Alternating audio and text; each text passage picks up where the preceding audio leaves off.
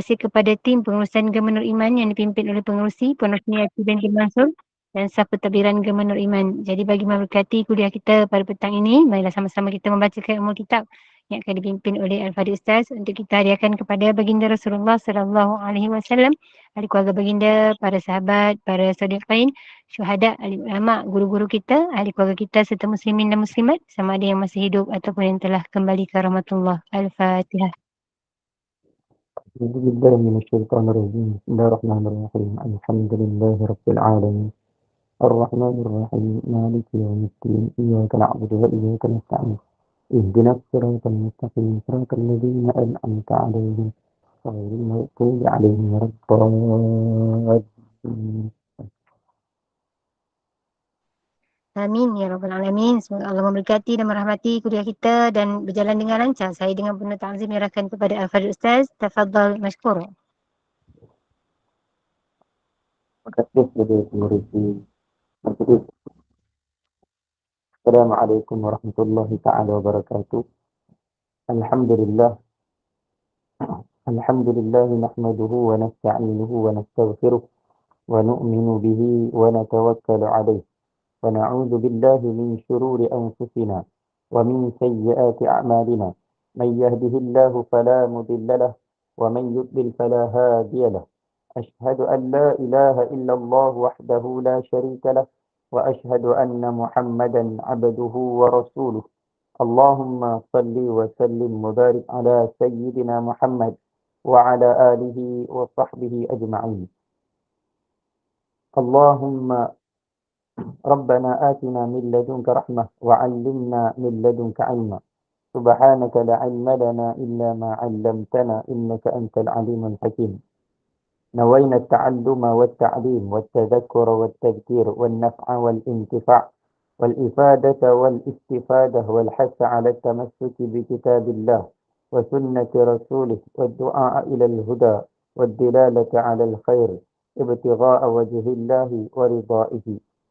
اللهم ألهمنا علما نفقه به أوامرك ونواهيك وارزقنا فهما نعرف به كيف نناجي يا أرحم الراحمين اللهم إنا نسألك فهم النبيين وحفظ المرسلين وإلهام الملائكة المقربين اللهم أغننا بالعلم وزينا بالحلم وأكرمنا بالتقوى وجملنا بالعافية اللهم إنا نسألك ما قرأت اللهم إنا نستودعك ما قرأناه أو نقرأه في هذا المجلس وما قبله وما بعده فاحفظه علينا حتى ترده إلينا وقت احتياجنا إليه اللهم أكرمنا بنور الفهم وأخرجنا من ظلمات الوهم وافتح لنا أبواب رحمتك وانشر علينا حكمتك يا أرحم الراحمين رب اشرح لي صدري ويسر لي أمري واحلل عقدة من لساني يفقهوا قولي. Alhamdulillah, kita bersyukur kepada Allah Subhanahu wa taala yang mana Allah Subhanahu wa taala masih lagi memberi peluang kepada kita sehingga ke hari ini untuk sama-sama mengikuti majlis ilmu, sama-sama kita berusaha untuk menambah dan meningkatkan ilmu kita. Tidak lain dan tidak bukan hanyalah daripada taufik Allah Subhanahu wa taala. La haula wa la quwwata illa billah. Jadi pada hari ini, ini kuliah yang sebelum akhir sebelum Ramadan lah. Kemudian kita akan sambung selepas raya, insya-Allah. Mudah-mudahan kita diberkati oleh Allah Subhanahu wa taala pada bulan Syaban ini dan semoga Allah Subhanahu wa taala menyampaikan kita di bulan Ramadan dan semoga Allah Ta'ala mengurniakan kita kesihatan dan keselamatan dan juga semoga Allah Ta'ala memberikan kita ganjaran yang sebanyak-banyaknya di dalam bulan Ramadan insya-Allah. Dan pada petang ini kita masih lagi dalam membincangkan hadis yang ke-10 iaitu mengenai perkara yang keempat dalam muka surat 120. Iaitu bagaimana dalam hadis ini menceritakan tentang halal dan perkara-perkara yang halal dan perkara-perkara yang menjadi syarat diterimanya doa. Dan pada perkara yang keempat ini ialah bagaimana seseorang Muslim dapat membersihkan dirinya daripada benda haram. Di mana kadang-kadang ada perkara-perkara yang kadang ada harta-harta ataupun benda-benda yang kita simpan ataupun kita terambil atau kita tahu ini bukan kita punya. Dan juga contoh seperti mana wang ringgit dan sebagainya. Ataupun contoh kita ada terjumpa duit dan sebagainya. Lepas tu kita ambil. Lepas tu baru kita sedar, oh duit ni tak boleh pakai, haram. Dan kita tak tahu macam mana nak dapat, nak bagi balik. Nak serahkan kepada empunya harta tersebut. Yang mana harta tu di sisi kita adalah haram. Mana harta tu ya harta haram, bukan milik kita. Jadi bagaimana kita nak bersihkan diri, kita nak melepaskan diri daripada harta-harta yang haram. Bagaimana kita nak menyisihkan harta yang haram daripada diri kita. Contoh kata kat sini, kalau satu orang tu jumpa satu barang milik orang lain dan tidak diketahui pemiliknya. Maksudnya kalau kata ambil terus guna, maka dia tak boleh, jadi haram lah. Jadi macam mana kita nak supaya benda ni tersisih daripada kita. Bagaimana benda-benda yang haram kita keluarkan daripada kehidupan kita. Maka pengarang syarah mengatakan seseorang Muslim dapat membersihkan dirinya daripada harta haram setelah dia tidak mampu lagi untuk mencari dan mengenali tuan punya barang tersebut dengan cara bersedekah dengan harta tersebut dan pahalanya adalah untuk tuannya. Ini salah satu kaedah lah, salah satu cara penyelesaian. Mana bila dah jumpa sesuatu barang dan barang tadi ataupun kita jumpa kat mana-mana ke ada, lepas tu kita tak tahu nak cari, dah puas dah tanya siapa punya barang. Jadi kalau kita nak guna pun tak boleh juga orang punya. Jadi antara jalan yang terbaik ulama kata ialah kita sedekah je. Contoh macam duit lah. Kita sedekah je duit tu. Cuma bila kita sedekah, pahala dia adalah untuk pemilik orang, pemilik barang, pemilik harta tersebut lah. Kalau kita sedekah saja, tapi dia punya pahala dia wal ajru lima dikiri. Kata dia punya pahala bagi sedekah tersebut ialah untuk orang yang mempunyai barang tersebut. Jadi diriwayatkan daripada Malik bin Dinar, katanya aku bertanya Atha bin Abi Rabah tentang orang yang menyimpan harta haram dan dia tidak mengetahui pemiliknya. Tetapi dia ingin membersihkan dirinya daripadanya, yakni harta haram tersebut. Maksudnya dia ada simpan banyak barang orang yang mana dia jumpa dan tapi dia tak tahu siapa punya.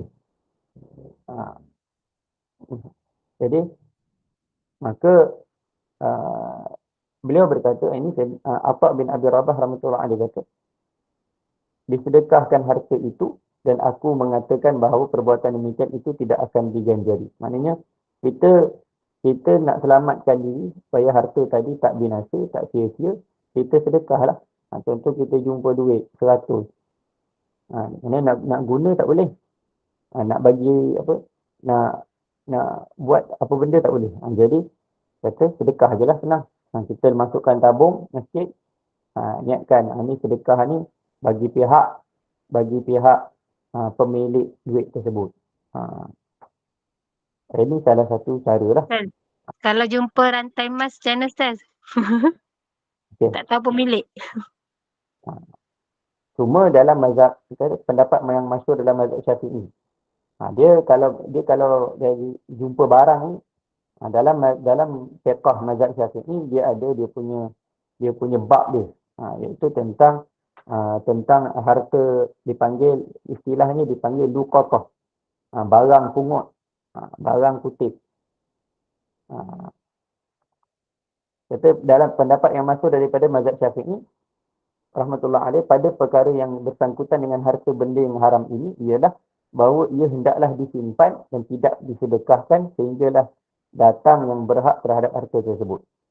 Dia Imam Syafi'i membuat satu bab dalam fiqh tentang barang-barang jumpa.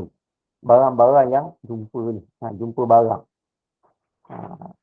Untuk ingat ini kita bahas, kita cerita sikitlah tentang barang-barang pungutan. Barang-barang yang dipungut. Okey. Ini dipetik daripada kitab daripada kitab Safinatut kitab ni Matan Abi Syuja'. Kita wa idza wajada luqatatan fi mawatin aw tariqin falahu akhdhuha wa tarkuha.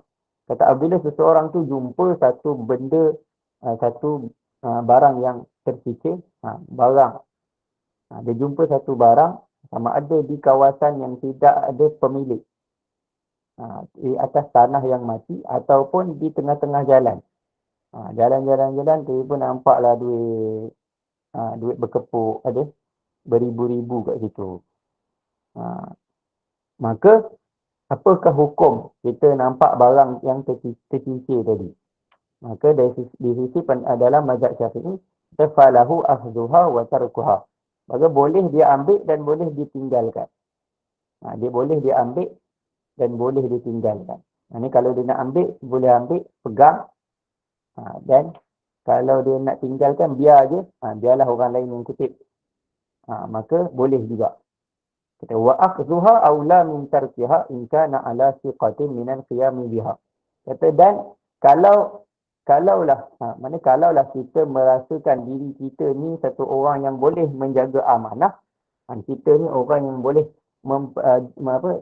boleh dipercayai dengan amanah kita untuk menyimpan barang tersebut, maka mengambil barang tersebut adalah lebih aula.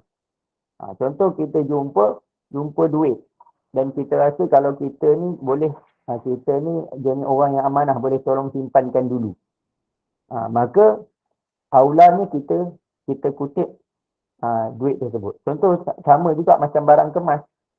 Contoh dia jalan-jalan, tiba-tiba nampak rantai emas, jumpa, maka kita tanya diri kita ni boleh tak jadi orang yang amanah. Jadi kalau kata kita tak percaya diri kita ni, takut rantai ni kita ambil, kita pergi jual, maka meninggalkannya lebih aula lah. Tapi kalau kita kata tak apalah, kita ambil dulu, nanti kita simpan, lepas tu kita nanti kalau jumpa tuan dia kita bagi balik, maka pada ketika itu mengambilnya itu lebih aula lah. Ambil simpan dulu. Ambil simpan dulu. Maknanya kat sini dia punya hukum dia adalah mengambil ataupun membiarkan. Maksudnya kalau biarlah. Maksudnya kita biarlah orang lain yang tolong kutip. Jadi tak jadi beban pada kita nak simpan. Tapi kalau kita nak ambil, boleh ambil. Tapi untuk menjadikannya sebagai harta kita, nanti dia ada perincian. Tapi kalau kita nak ambil untuk simpan, maka harus aulan kita ambil. Okay. Apabila dia ambil, wa idza akhadhaha wajaba alaihi ay ya'rifa sittata asya'. Dia kata apabila dia mengambil barang tersebut, wajib dia kena kenal pasti 6 perkara. Dia kena kenal pasti 6 perkara. Pertamanya dia kena kenal bekas. Bekas, kalau ada bekas lah. Lepas tu kalau kata dia lepas tu dia punya penutup dia. Lepas tu dia punya tali dia. Itu kalau ada bekas, ada tali, ada penutup lah. Dan juga dia kena tahu jenis. Dia ni barang apa. Lepas tu kalau ada bilangan, dia kena tahu bilangan barang tersebut. Kalau barang tadi dia ada jenis disukat dengan berat, maka kena tahu berat dia. Ataupun dia kena tahu dia punya sukatan dia. Maka 6 perkara ni dia kena kenal pasti. Contoh kalau kata rantai. Rantai tu, tengok rantai ni dia jenis apa? Jenis dia apa? Rantai. Rantai ni jenis apa? Jenis emas. Lepas tu rantai ni macam mana? Dia punya panjang dia. Lepas tu kalau kata rantai ni berat dia, dia kena tahu berat rantai tersebut. Maka dia kena kenal pasti sifat-sifat barang yang dia ambil. Kemudian apa dia kena buat? Wa yahfazaha fi hirzi misliha. Dia kena simpan barang yang dia pungut tadi. Okay, kalau kita tak ambil tapi orang yang apa tu?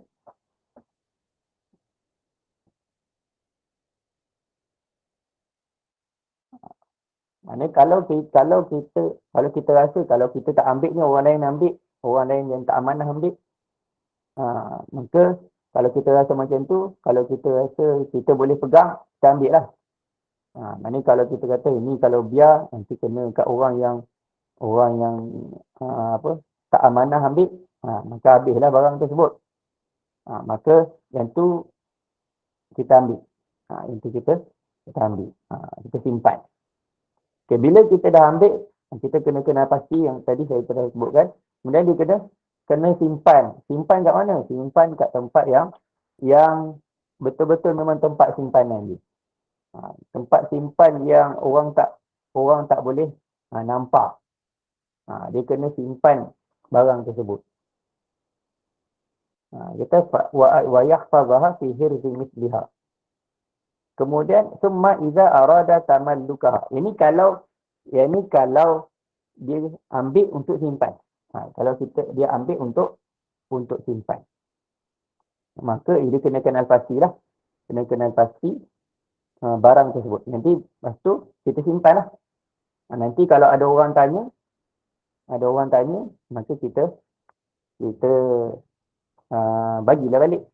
Kalau ada orang iklan, ada barang yang dia ada barang kecil kat tempat, jadi dia sebutkanlah apa dia punya tempat yang dia spesifikkan tempat tersebut, maka kita boleh hubungilah orang tersebut. Kita tanyalah secara terperinci ada barang macam yang hilang tu jenis macam mana sebenarnya. Lepas tu kalau kata betul dengan apa yang disifatkan, jadi kita pulangkan balik barang yang kita pegang tadi.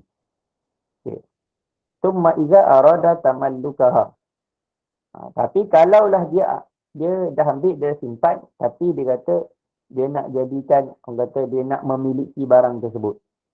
Nak buat jadi milik dia. Nak supaya nak jadikan barang tu milik dia. Maka apa dalam fiqh kata arrafaha sanatan ala abwabil masajid wa fil mawdi'il ladzi wajadaha fihi. Okay. Kemudian kalaulah dia ingin untuk menjadikan barang tersebut sebagai miliknya, maka dia kena iklankan selama setahun. Dia kena iklanlah barang tu.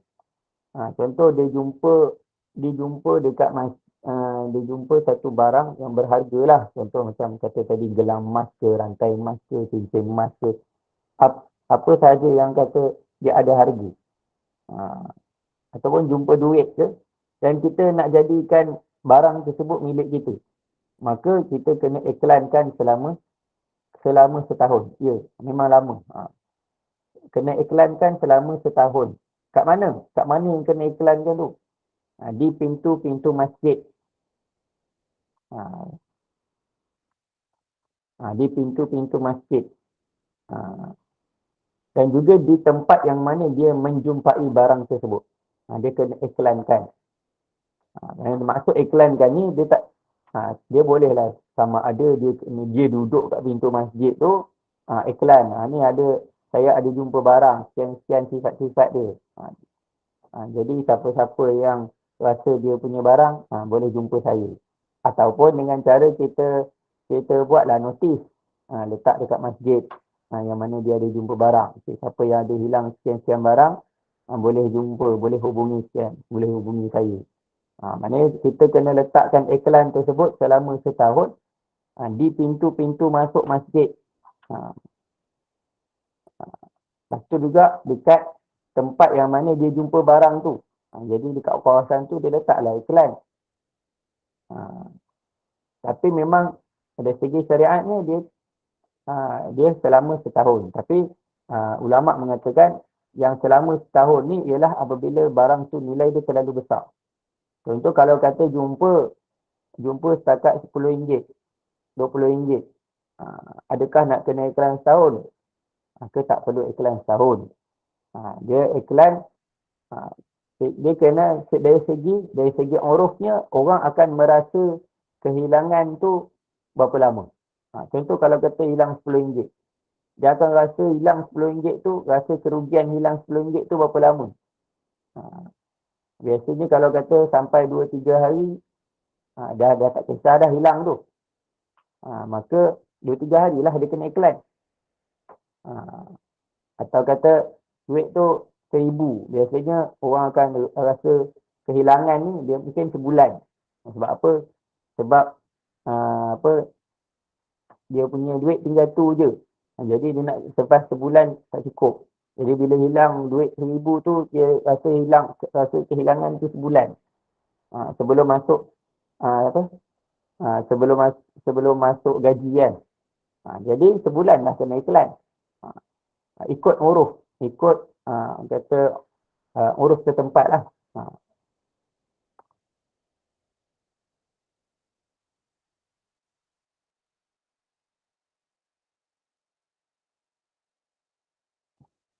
Tak apa, nanti itu kejap lagi saya tengok balik sebab dia hilang.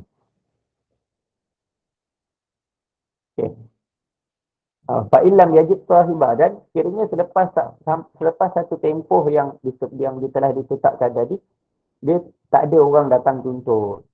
Maka sekiranya dia tidak mendapati pemiliknya, kana lahu an yatamallakaha bi syarti dhaman. Maka boleh baginya untuk memiliki barang tersebut, tapi syarat dhaman. Syarat dhaman ni maksud dia ialah dia kena, kalau tiba-tiba lah dia dah guna dah barang tu, dan barang tu pun dah habis dah, tiba-tiba datang, ada orang datang tanya, itu tuan ada jumpa sekian-sekian barang, sifat dia sekian-sekian. Ya, maka dia kena dan bayarlah balik ganti rugi. Sebab dia dah guna barang tersebut. Dia boleh ambil barang tersebut jadi milik dia, tapi dengan syarat dia kena ganti balik kalau ada orang datang tuntut barang tersebut. Okay. Itu yang diterangkan dalam fiqh. Itu yang diterangkan dalam fiqh. Sebab tu Imam Syafi'i kata, pendapat yang masyhur dalam pendapat Imam Syafi'i, kalau dia jumpa barang, dia tak boleh dia tak boleh sedekahkan barang tersebut. Ini pendapat masyhur. Dia kena simpan barang tu sampailah pemiliknya tuntut. Sementara Fudail bin Iyad pula berpendapat bahawa sesiapa yang memiliki harta benda haram dan dia tidak mengetahui siapakah tuannya, hendaklah dia membinasa dan melemparkannya ke laut. Dan dia tidak boleh bersedekah dengan harta tersebut. Tambahnya lagi, tidak boleh bertaqarrub, yakni mendekatkan diri kepada Allah kecuali dengan sesuatu yang baik. Maknanya Fudail bin Iyad rahmatullah alaih kata, dia kalau jumpa benda haram dan tak tahu tuan ni, maka dia kena binasakanlah barang tersebut. Supaya apa? Dan dia kata benda dia tak boleh sedekah. Barang tu kena lupuskan. Tak boleh sedekah dengan harta tersebut. Sebab apa? Kalau sedekah pun tak dapat pahala. Sebab apa? Dia tak kira sedekah lah. Tak kira sedekah. Kata sebab apa? Sebab sedekah ni dia untuk bertaqarrub kepada Allah Ta'ala. Untuk mendekatkan diri kepada Allah. Jadi untuk mendekatkan diri kepada Allah, dia tidak boleh dengan harta yang haram. Itu pendapat Fudail bin Iyad rahmatullah alaih. Maka pendapat Ibn Rajab Al-Hambali rahmatullah alaih pula, pendapat yang sahih ialah hendaklah bersedekah dengan harta tersebut, kerana membinasakan dan membuang harta adalah dilarang. Sebagaimana dalam ada hadis yang ada hadis yang menyebut, yang mana maksud daripada hadis tersebut ialah tadhiya'ul mal haram, maknanya menyia-nyiakan harta adalah haram. Jadi kalau kita membinasakan sesuatu harta yang mana sepatutnya dia boleh guna tapi kita buang, kita binasakan, maka hukumnya haram. Jadi oleh kerana itu tak boleh kita lupuskan, kita hancurkan barang tersebut. Sebab kita tak oleh kerana dia apa? Kerana kita tak tahu dia punya tuan. Jadi barang tersebut ataupun kata kalau jumpa duit, jangan kita biar je duit tu bersepah, biar je lah terbang biarlah. Jadi tak, pendapat Ibn Rajab Hanbali dia kata kena sedekahkan duit tersebut, kena sedekah harta tersebut, kerana membinasa dan membuang harta adalah dilarang, dan menyimpan barang tersebut selama-lamanya bermakna mendedahkannya kepada kebinasaan. Ini kalau kata kita simpan lama-lama pun barang-barang tu boleh rosak. Ataupun kalau kita simpan je lama-lama, tiba-tiba dah tukar not baru, dan not lama dah tak laku. Jadi macam mana? Dia akan menyebabkan binasa lah. Tak ada apa, duit tadi takkan tidak ada nilai. Ataupun ada barang-barang yang dia ada luput. Dia ada masa luput dia. Kalau kita simpan lama-lama, mungkin akan, contoh kalau kita buku, dia jumpa buku orang. Tak tahu siapa punya buku, disimpanlah buku tu sampai tiba-tiba buku tu kena makan anak-anak, dah rosak. Maka menyimpan barang tersebut selama-lamanya bermakna mendedahkannya kepada kebinasaan dan penguasaan orang yang zalim. Maksudnya kalau kata kita biar je, kita simpan lama-lama, tiba-tiba tu hilang, ataupun barang tersebut hilang, dia ambil orang yang zalim. Maka cuma Ibn Rajab rahmatullahi alaihi kata, cuma kalau kita sedekahkan, ia merupakan sedekah bagi pihak pemiliknya. Maksudnya kita tak dapatlah sebab bukan duit kita, bukan harta kita. Maka dia punya pahala dia adalah untuk pemiliknya, supaya manfaat hartanya akan kembali kepada pemiliknya di akhirat kelak, di mana dia tidak dapat memanfaatkannya sewaktu di dunia. Ini pendapat, maknanya sama ada kita sedekahkan, ataupun kalau kita dalam sudut mazhab Syafi'i, kita simpan sehingga kita tahu pemiliknya, ataupun kalau kata kita tak tahu pun, kita boleh bila lepas kita iklan dah tak ada orang nak mengaku dia punya barang, tak ada orang datang tuntut, boleh untuk kita menjadikannya sebagai milik kita, tapi dengan syarat dhaman. Itu dalam mazhab Syafi'i. Okay. Seterusnya ialah tentang sebab doa diterima. Ini perkara yang sangat-sangat penting, yang mana kita semua inginkan setiap daripada doa kita diterima oleh Allah Ta'ala. Bagaimana dan penerimaan doa tu kan sebelum ni dia bagi tahu, penerimaan doa ni ada dengan 3 cara, dengan 3 keadaan, 3 bentuk penerimaan doa daripada Allah Ta'ala. Sama ada apa yang kita doa tu Allah Ta'ala bagi terus apa yang kita nak, ataupun doa yang kita minta Allah Ta'ala beri dengan cara, tukar dengan sesuatu yang lain. Allah Ta'ala berikan kebaikan yang lain disebabkan doa kita. Ataupun doa kita, dengan sebab doa kita tu Allah Ta'ala pelihara kita daripada musibah. Allah Ta'ala tukar Allah Ta'ala terima doa kita, tapi Allah Ta'ala pelihara kita daripada musibah. Dan yang ketiga ialah Allah Ta'ala gantikan doa kita itu dengan pahala. Sebab tu doa ni adalah satu ibadah yang menyebabkan kita dapat pahala daripada Allah Ta'ala. Maka bila kita doa pada Allah, kita dah buat ibadat. Bila kita doa pada Allah, kita dikira buat ibadat. Oleh kerana itulah doa kita jangan tinggalkan berdoa. Dan kita kena sentiasa rasa Allah Ta'ala dengar doa kita. Antara sebab-sebab doa kita diterima oleh Allah Ta'ala, doa akan diterima, mustajabnya doa ialah yang pertama, jauhnya bermusafir. Semata-mata musafir sahaja akan menyebabkan doa diterima. Dengan sebab kita bersafar sahaja, bila kita berdoa, doa akan diterima.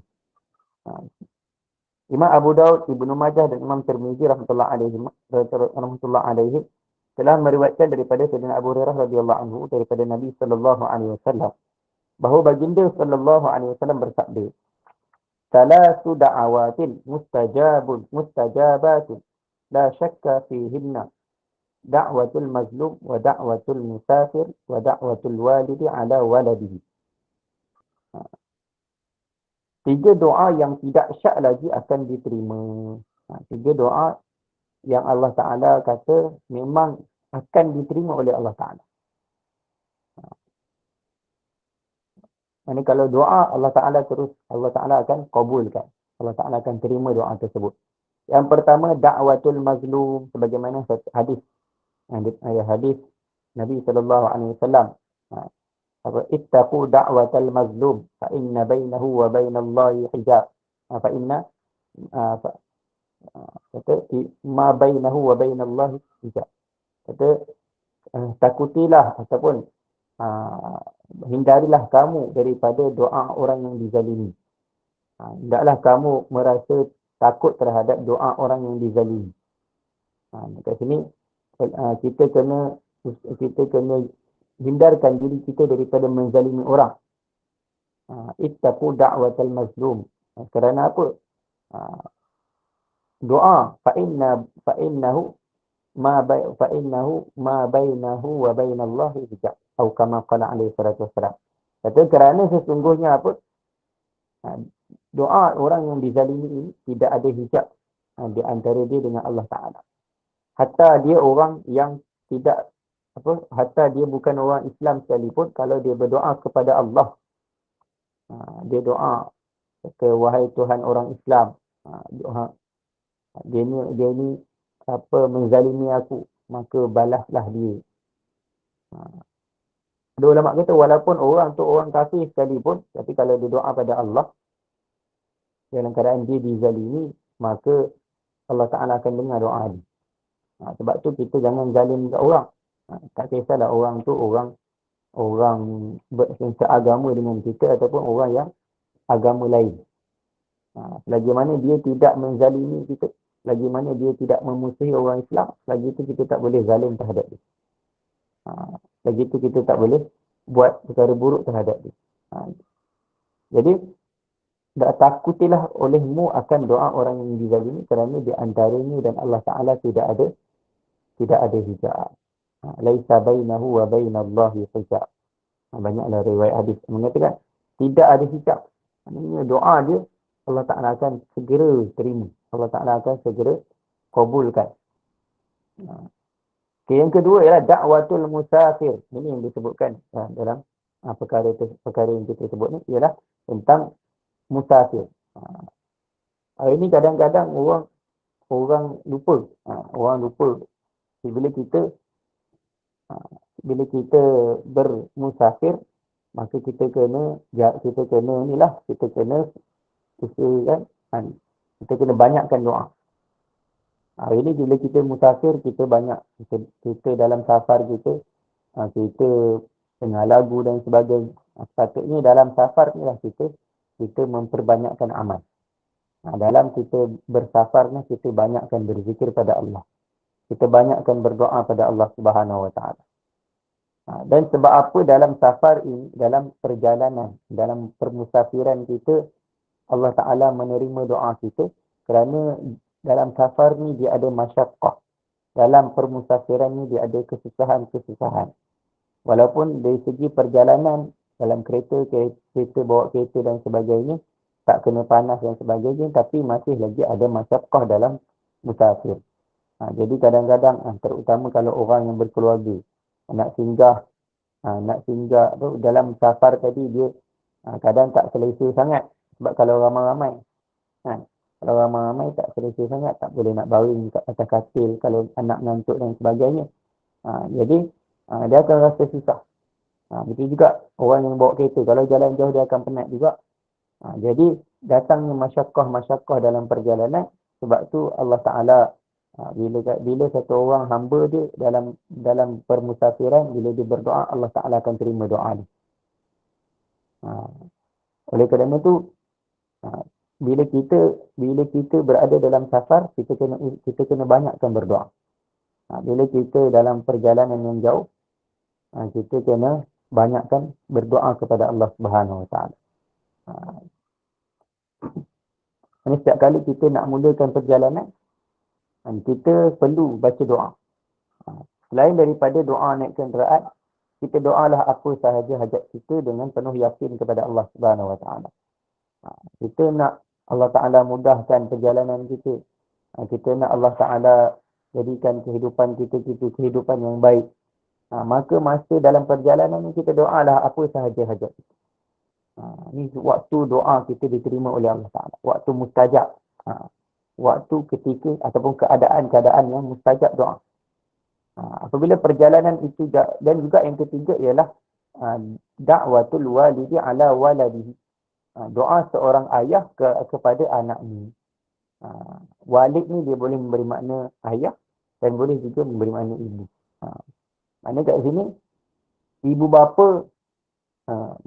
bapa banyaklah berdoa kebaikan untuk anak-anak. Kita kena, dan untuk anak-anak ni kita kena banyak doa. Maknanya doa seorang ayah, doa seorang ibu, ianya didengar oleh Allah Ta'ala, diterima oleh Allah Ta'ala.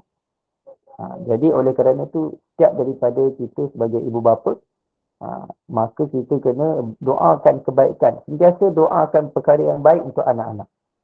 Sentiasa cakap benda baik kepada anak-anak kita. Doa, sentiasa doakan yang perkara yang baik. Jangan kita mencela, mencaci maki anak kita. Kerana apa? Takut-takut itu jadi doa. Kerana takut-takut perkataan yang kita cakap tadi jadi doa. Jadi oleh kerana itu, walaupun anak kita ni nakal dan sebagainya, kita tak boleh cakap benda-benda buruk untuk dia. Jangan doakan keburukan untuk dia. Kita doakan sahaja kebaikan untuk dia. Anak kita teruk macam mana pun, kita jangan doa buruk untuk dia. Kita doalah kebaikan untuk dia. Mana tahu dalam banyak-banyak doa yang kita doa, Allah Ta'ala terima. Satu sahaja doa yang Allah Ta'ala terima daripada kita sudah cukup untuk membahagiakan kehidupan kita. Jadi doa ni bukan, kita kena doa dengan penuh pengharapan kepada Allah Ta'ala. Kalau kita sekadar doa tapi tidak ada pengharapan yang sepenuhnya pada Allah, maka bagaimana doa kita Allah Ta'ala nak dengar? Hari ini kalau kita pergi, contoh kalau orang pergi minta sedekah. Kalau dia minta macam tu je, boleh tak bagi sedekah? Dia tak ada dalam keadaan merayu-rayu. Dia tak ada dalam keadaan bersungguh-sungguh. Bagaimana orang nak bagi? Bagaimana orang akan bagi sedekah dengan bila kata kita tak sungguh-sungguh kan? Bila kata orang peminta sedekah, dia tak sungguh-sungguh dalam meminta sedekah. Bagaimana orang akan bagi dia sedekah? Jadi macam itulah kita dengan Allah Ta'ala, kita kena minta sungguh-sungguh. Jangan kita berdoa tapi roh doa tu tidak ada. Kita berdoa sekadar ianya sebagai satu ibadat. Maka kita akan dapat pahala ibadat saja. Tapi kalau kita doa dengan sungguh-sungguh, Allah Ta'ala akan dengar doa kita. Allah Ta'ala akan dengar doa kita. Allah Ta'ala akan bagi apa yang kita doa. InsyaAllah. Jadi, antara yang dalam hadis ini ialah tentang musafir. Maknanya, apabila perjalanan itu jauh, maka lebih dekat untuk berdoa itu diterima. Lebih hampirlah doa itu akan diterima oleh Allah Ta'ala. Kerana perjalanan yang jauh akan menyusahkan diri disebabkan lamanya berada di perantauan. Contoh kita duduk di satu-satu tempat yang mana bukan tempat kita, maka itu juga satu masyakkah. Kadang-kadang kita tak kenal orang. Kadang-kadang kita nak dapatkan ada setengah-setengah tempat. Kita nak pergi tempat dia punya tandas pun ada susah. Tapi sekarang ni walaupun senang, tapi oleh kerana dia safar. Safar itu juga adalah sebab doa itu akan diterima oleh Allah Ta'ala. Kesusahan itu adalah antara sebab yang paling besar doa akan dikabulkan oleh Allah Subhanahu Wa Ta'ala.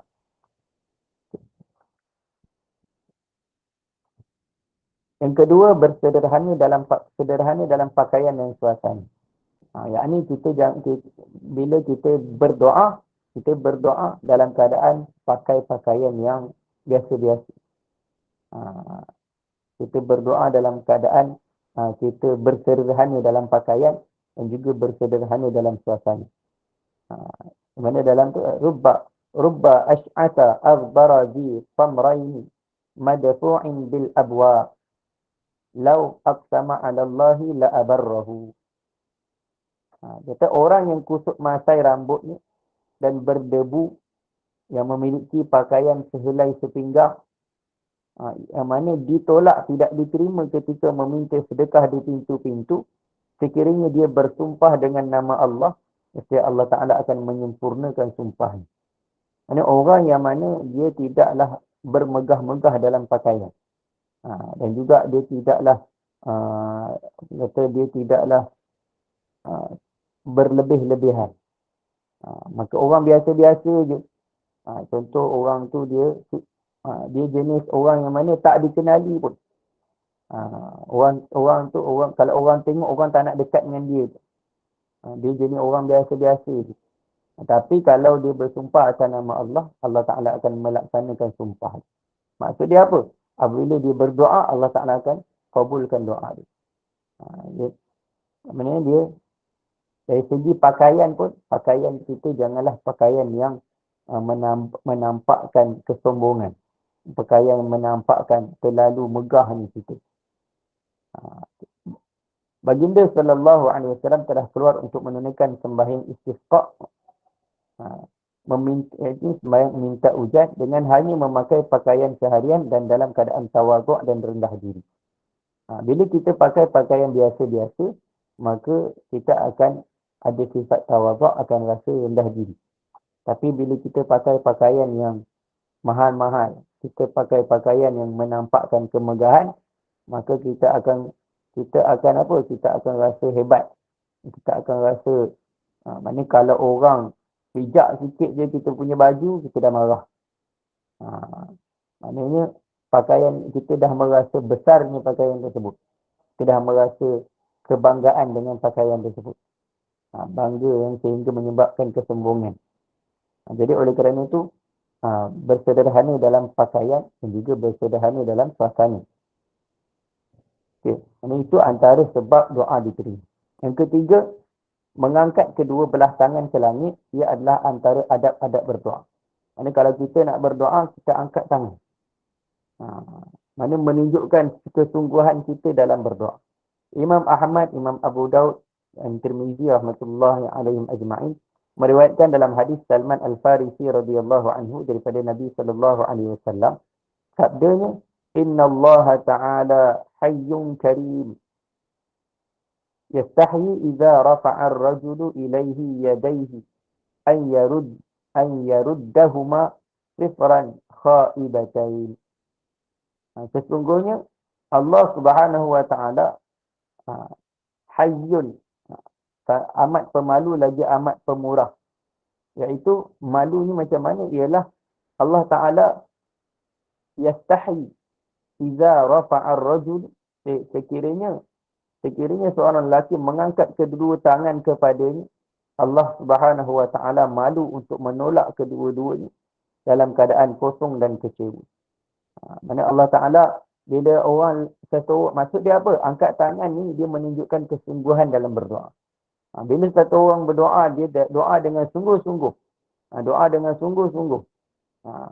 Amat-amat berharap pada Allah Subhanahu wa taala, maka Allah Taala takkan biarkan doa tadi dalam keadaan ianya ditolak. Maknanya Allah Ta'ala akan terima doa dia. Allah Ta'ala akan dengar dan Allah Ta'ala akan terima doa dia. Baginda sallallahu alaihi wasallam telah mengangkat kedua tangannya ketika sembahyang istisqa, ini sembahyang minta hujan, sehingga kelihatan kedua-dua ketiaknya yang putih. Maknanya nak menunjukkan kesungguhan dalam berdoa. Maknanya sembahyang istisqa, maknanya sunatkan bila kita berdoa angkat tangan tu tinggi. Sehingga nampak. Maknanya baginda angkat tangan tinggi lah. Baginda sallallahu alaihi wasallam juga telah mengangkat kedua belah tangannya pada hari perang Badar, memohon kemenangan kepada Allah Subhanahu wa taala ke atas orang-orang musyrikin sehingga jatuh selendang dari bahu baginda. Maknanya kalau selendang tu jatuh maknanya terlalu tinggi. Maknanya Nabi sallallahu alaihi wasallam angkat tangan tu tinggi. Ha, itu antara sifat-sifat yang mana doa itu akan diterima oleh Allah Ta'ala. Yang keempat ialah merayu-rayu memohon terhadap Allah Ta'ala. Iaitu doa dalam keadaan penuh rayuan terhadap Allah. Memohon dalam keadaan sungguh-sungguh. Memohon dalam keadaan meminta-minta kepada Allah Subhanahu Wa Ta'ala. Iaitu dengan senantiasa mengulangi menyebut rububiyah Allah. Ya Rab, Ya Rab. Rabbi, Rabbi, Rabbana, Rabbana. Ini ulang-ulangkan.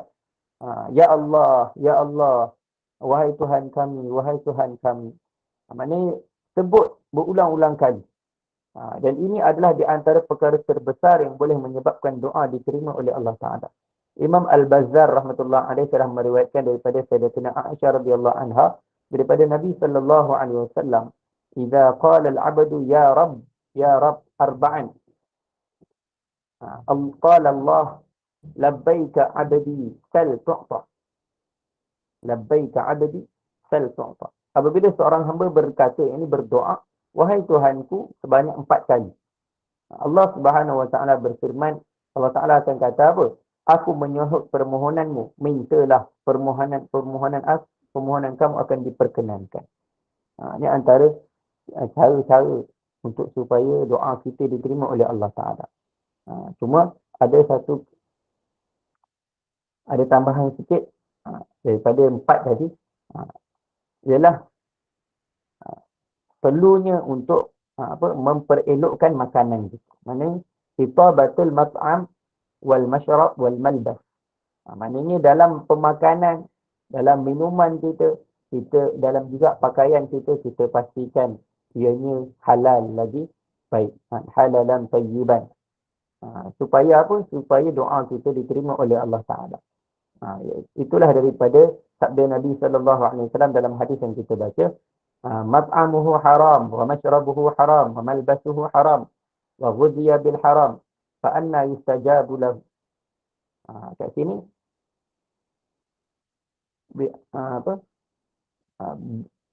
dalam kita nak berdoa, kita kena pastikan setiap apa yang masuk, yang jadi darah daging kita, yang akan jadi darah daging kita adalah setiap perkara yang halal, perkara yang baik.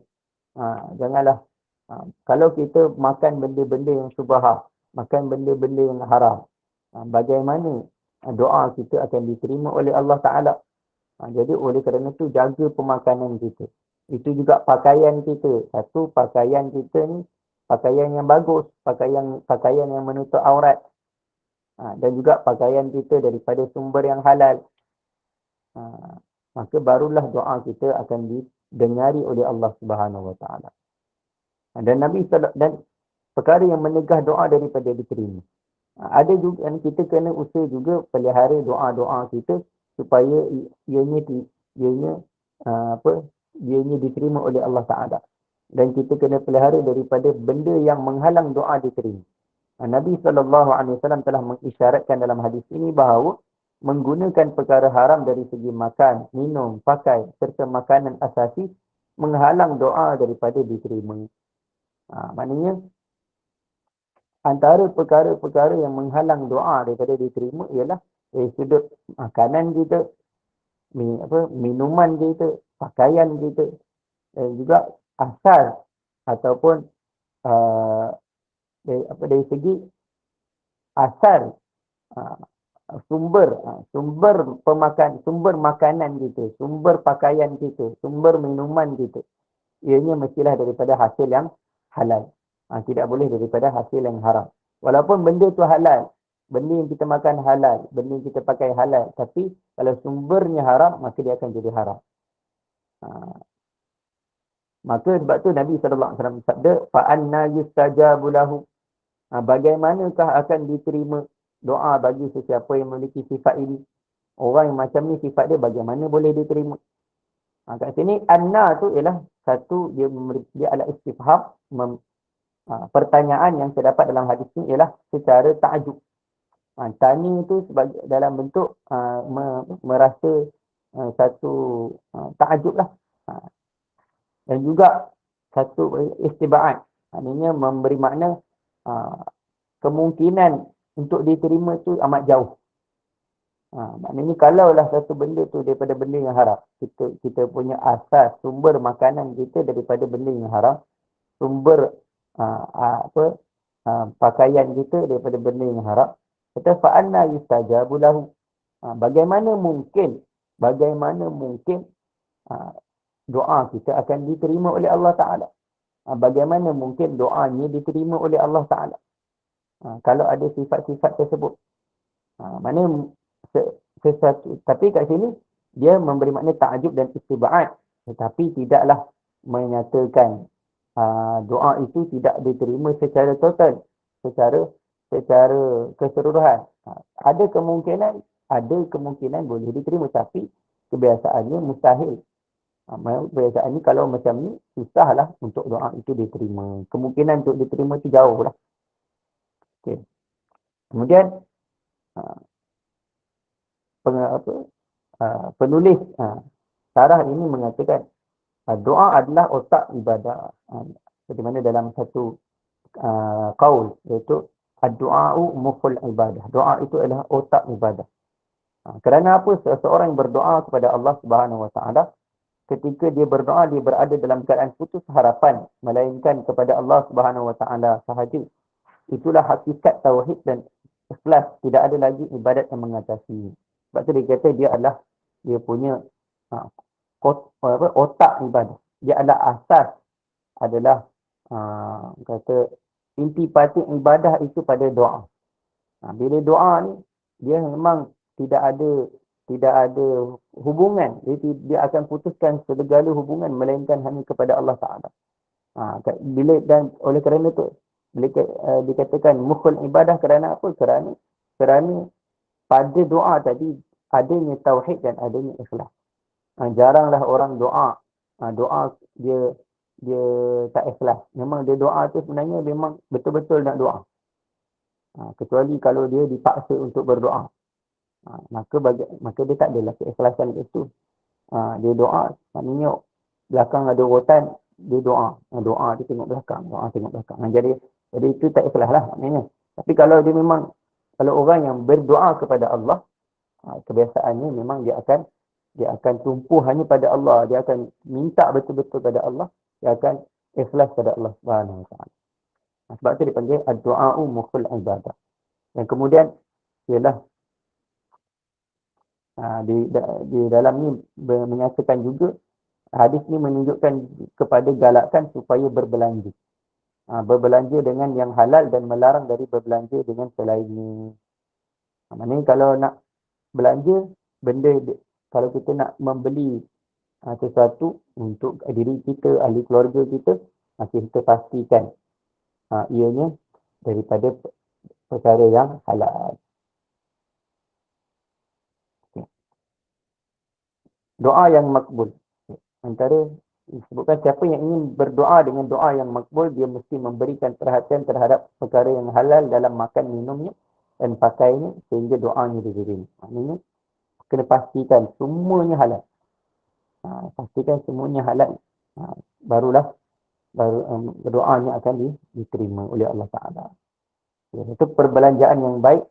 Allah Ta'ala menerima dari orang-orang mukmin perbelanjaan yang infak dari yang baik dan menambahkannya serta memberi keberkatan untuk mereka. Maksudnya kalau kita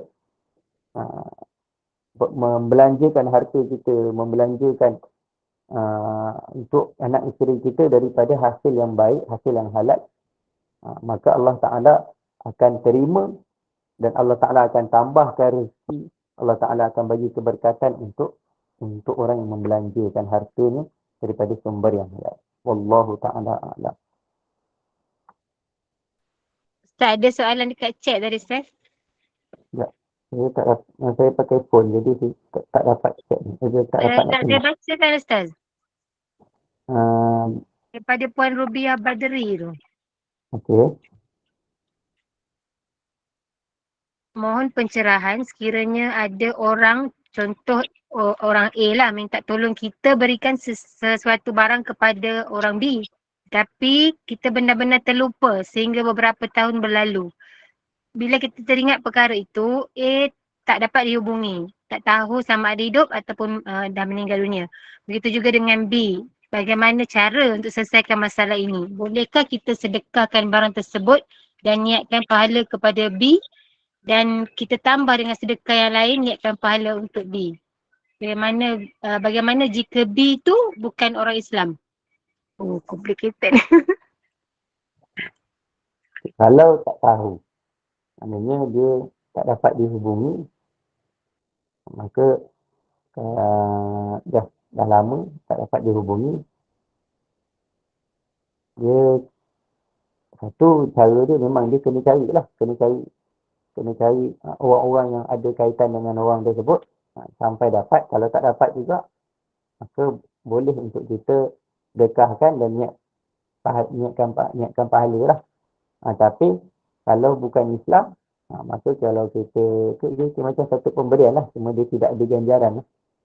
Kalau kita kata ni itu sebagai sedekah, tapi dari sudut ganjaran tak ada lah. Sebab apa? Sebab dia itu bukan Islam, dia tak dapat lah pahala. Cuma kalau orang yang kalau orang yang menyimpan tu dah meninggal, maka waris dia lah kena tanggungjawab. Waris dia kena tanggungjawab carilah baru dia punya pemilik.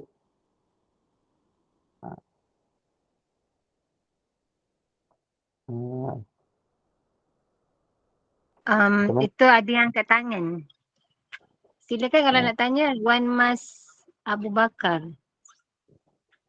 Ke terangkat tangan? Macam mana tu? Terkut Ustaz. Ustaz, itulah kalau kita jumpa barang kan ataupun duit, biasanya kan kalau kita tak belajar, kita tak tahu, orang akan ambil dan dia akan cakap ni rezeki. Jumpa duit, jumpa barang kan.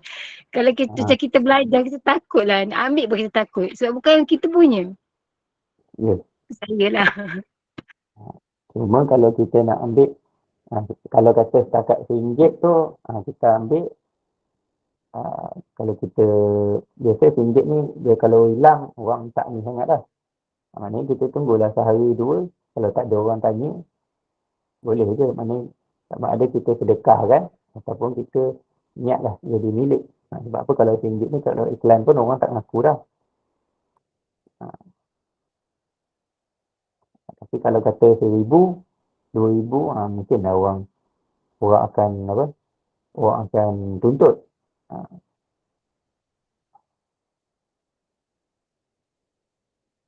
Assalamualaikum warahmatullahi wabarakatuh, Ustaz. Tapi apa yang Ustaz kata tu pada diri saya pernah alami. Sebelum ni saya pergi masjid kan, kita ambil uduk kan, buka jam, buka barang kemas kan. Kadang-kadang dah terlupa Ustaz, barang tu dah tertinggal dekat masjid. Yang tertinggal saya punya jam lah. Lepas ambil uduk, lepas dah solat semua, memang tak ingat langsung Ustaz. Tapi bila dah naik kenderaan semua, dah jauh dah.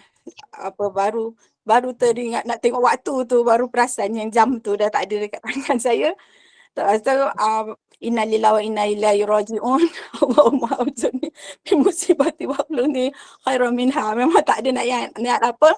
Ya Allah, aku pasti apa yang kehilangan rezeki yang kau bagi pada aku, pasti ada rezeki yang lebih baik.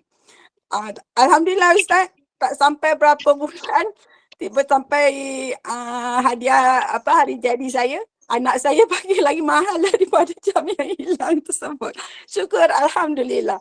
Memang apa yang kehilangan tu adalah Allah akan sentiasa bagi yang terbaik buat kita. Yang penting kita apa kehilangan tu, kita jangan terfikir benda tu satu kerugian pada diri kita. Itu adalah semua hak milik Allah. So, bagi diri saya, apa yang berlaku tu saya rasa jadi lepas ni, kalau apa-apa yang rezeki kehilangan dalam diri saya rasa tak ada rasa macam kita kecewa lah.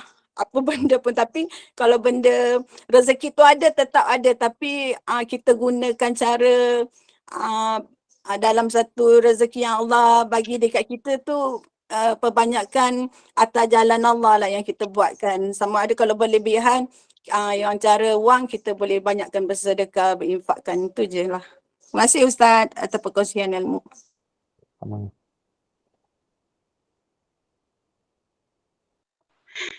Ada lagi soalan? InsyaAllah. Kalau tak ada, kita tutup. Ada? Kita sambung Ada lagi ke Ustaz? sambung lepas saya hadis yang ke-11 insya-Allah. Oh, baik. Saya kata Ustaz nak sambung lagi, terkejut lah. Okey, lepas saya sambung hadis yang ke-11 insya-Allah. Okey, baik. Note. Baik, Alhamdulillah. Barakallah fikum. Jazakumullah khairan jazak. Ustaz, dengan perkongsian ilmu hari ini, semoga dapat memberi manfaat pada kita lah. Mudah-mudahan barokah. Mudah-mudahan Allah kurniakan limpah rahmat kepada kita semua. Terima kasih kepada tim Gemenur Iman, sahabat-sahabat pecinta ilmu yang mengimarahkan kuliah kita. Izinkan saya buat bahan sikit Ustaz. Pada pukul 8 malam ini kuliah maghrib bersama dengan Al-Fadil Ustaz Abdullah Umar bin Muhammad Saleh dengan pengajian tahsin Al-Quran. Siapa ingin mengaji boleh masuk hari ini pukul 8 malam ya. 9.15 malam kuliah Isyak bersama dengan Al-Fadil Meja Ustaz Muhammad Naim bin Haji Ahmad Al-Hafiz. Jadi teruskanlah bersama-sama dengan Gemenur Iman dengan kuliah-kuliah yang telah disediakan. Dengan ini saya mewakili Gemenur Iman memohon maaf sekiranya ada sebarang kekurangan dan kesilapan. Yang baik itu datang daripada Allah, yang kelemahan itu daripada kami sendiri. Ramadan Karim Ustaz. Mudah-mudahan berjumpa lagi selepas raya insyaAllah. Sebab kita tak ada kuliah bulan Ramadan. Jadi kita tangguh kuliah kita sebagai menutup majlis. Mohon sekali lagi Al-Fadil Ustaz untuk bacakan tasbih kifarah dan surat As. Silakan. Subhanakallahumma wa bihamdika asyhadu an la ilaha illa anta astaghfiruka wa atubu ilaik. Bismillahirrahmanirrahim. Al-'asr innal insana lafi khusr illa alladhina amanu wa 'amilus salihati wa tawassaw bil haqqi wa tawassaw bis sabr. Assalamualaikum warahmatullahi wabarakatuh. Terima kasih Ustaz. Terima kasih Ustaz. Terima kasih Terima kasih semua. Assalamualaikum. Alhamdulillah. Terima kasih Ustaz. Terima kasih Mira. Terima kasih semua. Sama-sama. Assalamualaikum. Waalaikumsalam warahmatullahi